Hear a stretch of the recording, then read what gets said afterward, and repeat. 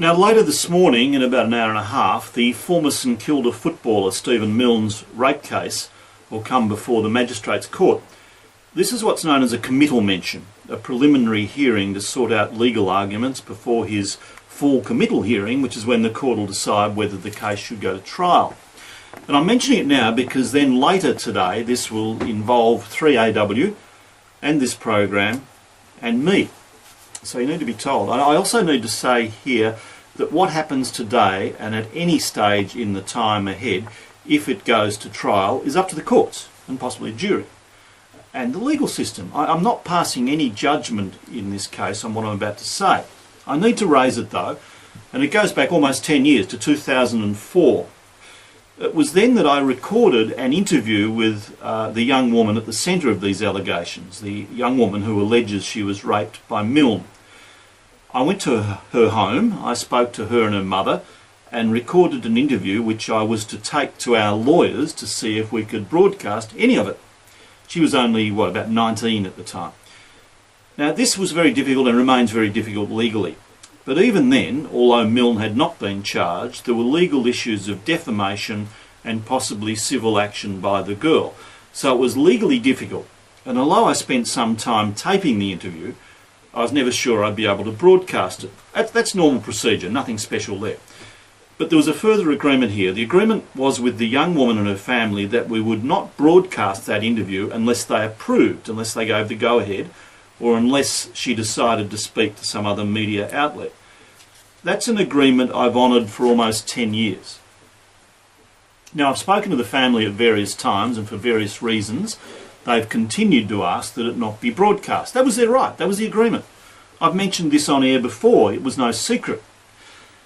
Now, however, the lawyers representing Stephen Milne have issued 3AW and me with a subpoena, demanding that I present to them the tape of this interview and other documents in the file I've kept on the case. That includes my notes, copies of police record of emails, things like that. Now, I don't want to do that for several reasons which I won't go into here, but we will argue in court, we will fight this.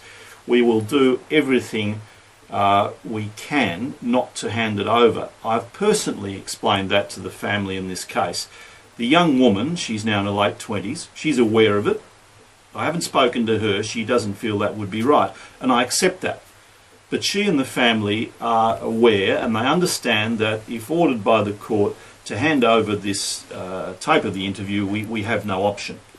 However, in part, it is our argument that this was a document, an interview, prepared as a first step in the process. I didn't think we could get all of it to air, but I recorded it so I could sit down with our lawyers and work out what, if anything, we could get to air. And if the lawyers allowed us to, then a later step would be if the family approved. Now, they've never given that approval, so it's never got to that situation. So there it stands. We will argue, of course, in court this case. I'm uncomfortable about handing the tape over for several reasons, more on a matter of principle than anything. The family understands that if obliged by law it'll need to happen, but we'll fight it long and hard, I can assure you that. We'll go through the court's process. We've already briefed lawyers accordingly. I may at times have to leave the studio to appear in court. I hope not. Nobody likes to do that. Nobody wants to do that.